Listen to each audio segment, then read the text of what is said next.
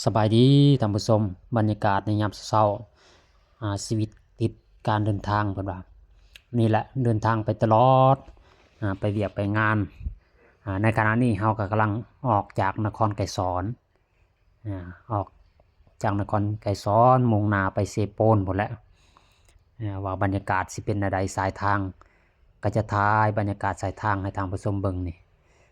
ในขณะนี้ก็กำลังเดินทางบรรยากาศชายทางของเขตสวรรณเขตว่าเป็นได้ก็ติดตามรับชมกันนี่บรรยากาศดีสำได้ก็เบิ่งนำกันเด้อท่านผู้ชมเด้อแต่ละจุดแต่ละบอนที่เฮาเดินทางเฮานี่บ่ได้อยู่กับที่เนาะเคลื่อนที่ตลอดก็เลยถ่ายบรรยากาศสายทางนี่แหละให้ท่านผู้ชมได้เบิ่งติดตามรับชมว่าเป็นแนวใดก็เป็นที่ระลึกในการเดินทางในท่านผู้ชมบันทึกการเดินทางให้ท่านผู้ชมเบิ่งอันนี้ก็เป็นอนุสาวรีย์พอกระดวดเป็นสัญลักษณ์ของชาวสวรรณเขตเด้อนี่เด้อในสมัยเพิ่นต่อสู้กูซาดพอกระดวดเพิ่นก็นำพาได้เป็นคนตับอีดเลยแหละนำพาการต่อสู้กูซาดของชาวลาวในอดีตจนมีมูลเชื่อติดเนื้อตามโตมาจนถึงปัจจุบันอาการนี้ลูกหลานปัจจุบันก็สืบทอดต่อไปบ่ว่าภารกิจใดๆก็มีน้ำใจรักชาติต่อประเทศชาติบ้านเมืองเพิ่นว่านี่แหละเฮาก็เลยถ่ายบรรยากาศให้ท่านผู้ชมเบิ่งสายทางเด้อว่าเป็นจังไดการเดินทางนี่ก็ต้องมีจุดแตกต่างเปลี่ยนแปลงไปเรื่อยๆท่านผู้ชม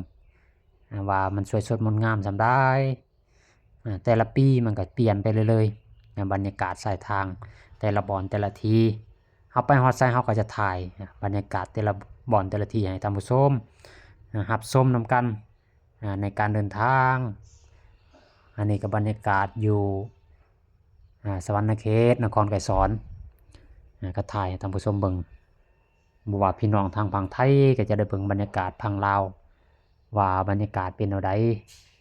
บ่ว่าพี่น้องอยู่ต่างประเทศก็จะได้รับชมเช่นเดียวกันว่าประเทศลาวณปัจจุบันประเทศเฮือนซานบ้านแป้นแตกต่างจากเมื่อก่อนบ่หรือว่ายังคือเก่าคือเดิมก็ให้ท่านผู้ชมได้เบิ่งได้รับชมนำกันสิ่งใดจบๆงามๆตามสายทางก็จะได้เห็นนำกันบรรยากาศดีๆที่ท่านผู้ชมได้เบิ่งได้ชมก็เบิ่งนำกันเด้อท่านผู้ชมเด้อให้ได้เป็นอานิสงส์หลายๆที่ได้เบิ่งนำกันได้รับชมนำกันอันนี้แหละบรรยากาศประเทศลาวเฮาบ่ว่าพี่น้องไปอยู่ต่างประเทศเนาะก็จะได้เห็นบรรยากาศสายทางแต่ละบ่อนแต่ละทีของประเทศลาวเฮาและการดำรงชีวิตของพี่น้องประชาชนลาวอยู่ในประเทศเนาะอยู่นอกประเทศก็จะได้รับชมการดำรงชีวิตเรือนซานบ้านแป้นของพ่อย่าปู่ย่าตายายที่เป็นเอกลักษณ์เนาะของชาวลาวเฮา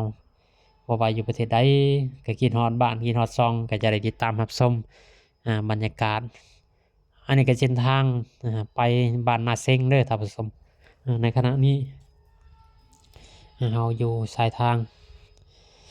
เฮาก็กำลังถ่ายให้เบิ่งบรรยากาศดีๆตามสายทางให้ท่านผู้ชมนะครับชมนำกันโอกาสดีได้ที่เฮาได้ถ่ายเป็นแบบนี้ไปถ่ายแต่ละจุดแต่ละมอนไปเลยแต่ละจุดแต่ละมองไปให้ท่านผู้ชมได้ติดตามรับชมแบบเรียลไทม์นะท่านผู้ชมเรียลไทม์เลย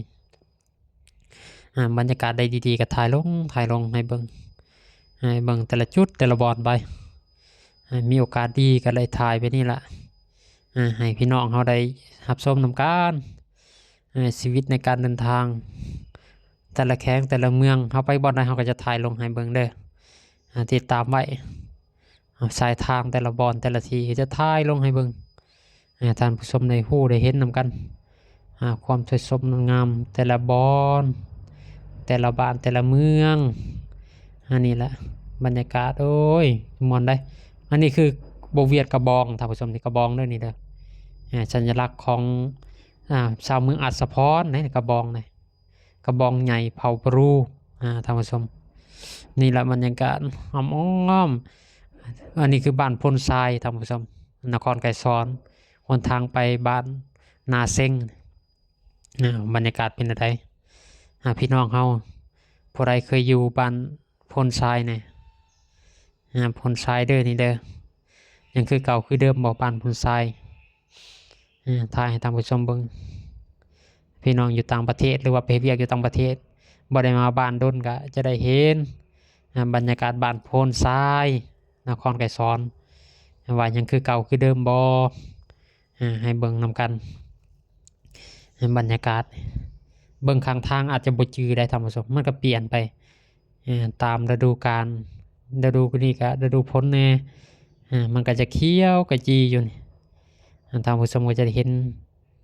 ต้นไม้ใบหญ้าที่มันโปร่งใหม่มันก็สวยสดงามเป็นอีกแบบหนึ่งเอง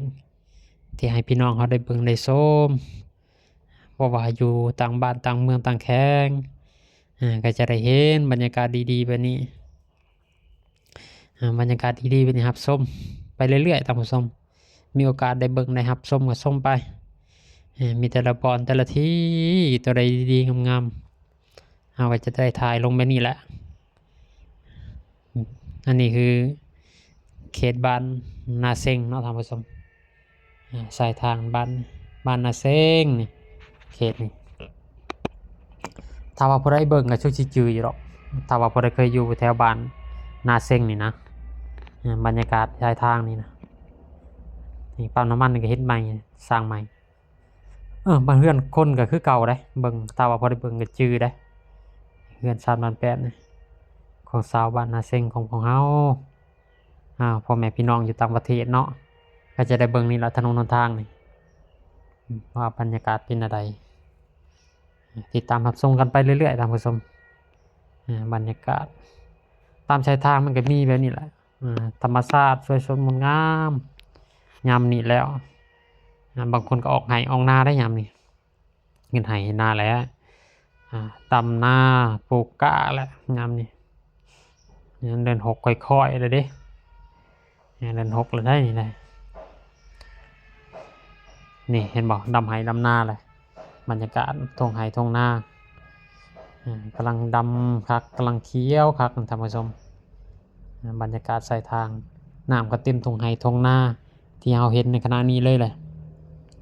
บางคนก็สร้างตูบสร้างเทียงออกไห้ออกนาบางคนก็ดำก่อนซักลุมก็มีบางคนนี่วิถีชีวิตของชาวลาวเนี่ยเวิร์กหันตรงไห้ตรงนาดำไห้ดำนาตามทำมาหากินเป็นสามล้านแปดสายทางถ่ายให้ทางผู้ชมได้เบิ่งนำกันบรรยากาศดีๆแบบนี้หับชมนำกันทางผู้ชมโอกาสดีก็ได้เบิ่งแบบนี้แหละบรรยากาศสายทางแบบนี้หาชมได้ยากได้โดนๆจะออกมาเขตนอกทางผู้ชมก็เลยถ่ายบรรยากาศ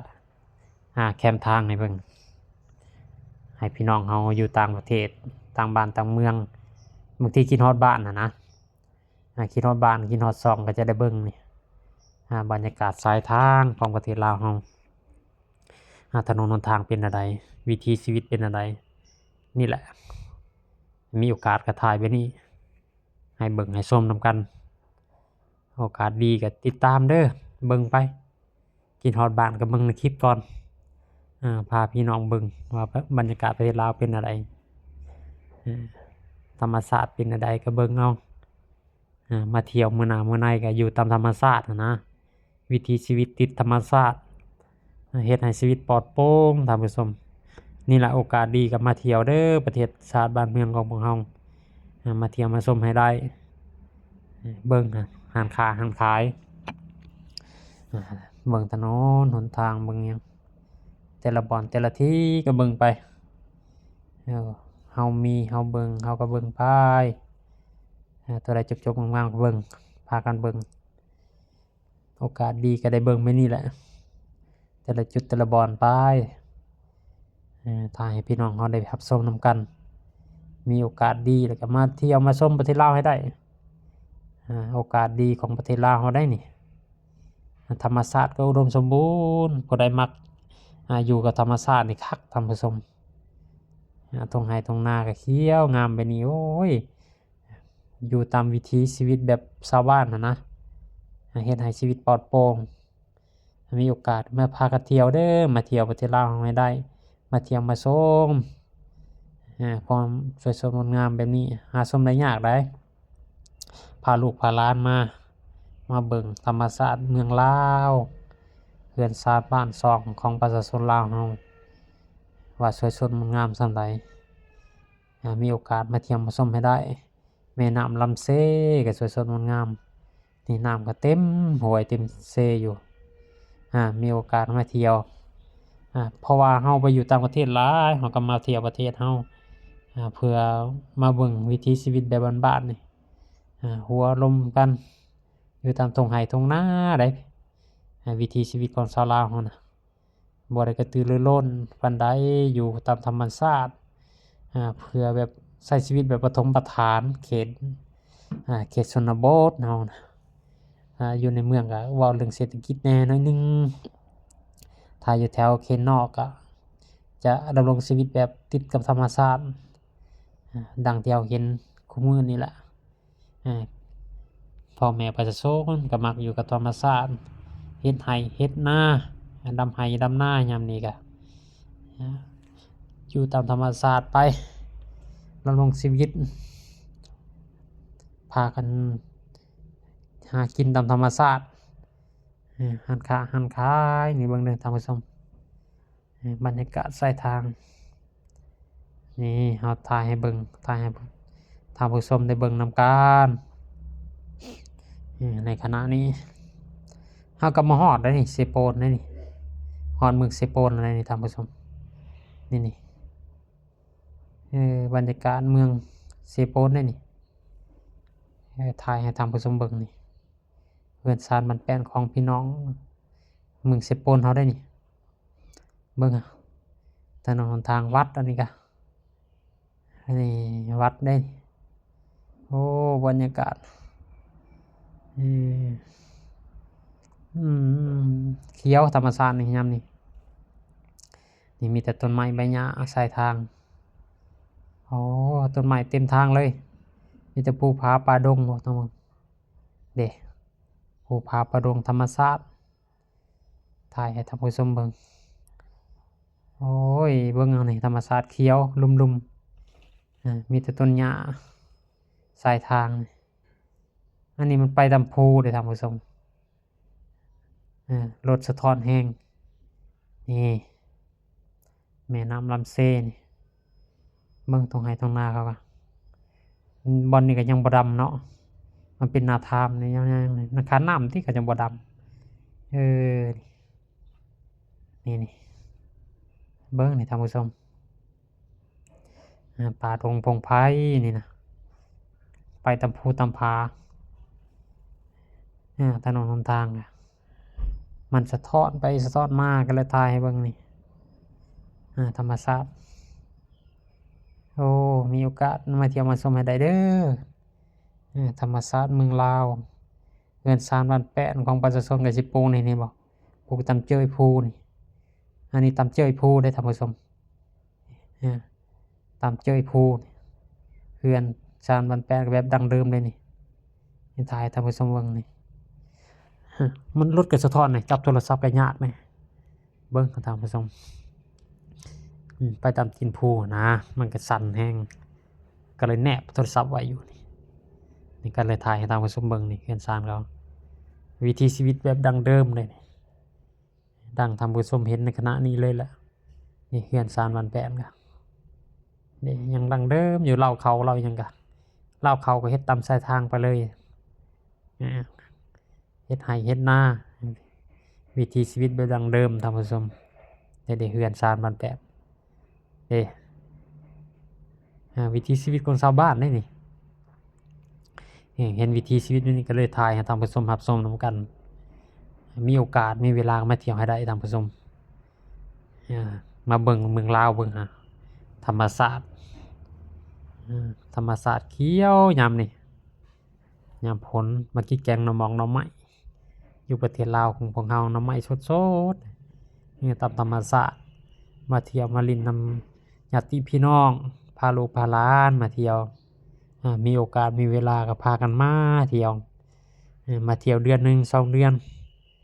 ก็กลับไปสู่เวียกสู่งานคือเก่าก็ได้เฮาสละโอกาสเวลามาเที่ยวมาลิ้นติดตามรับชมก็ขอขอบอกขอบใจเด้อที่ติดตามรับชมกัน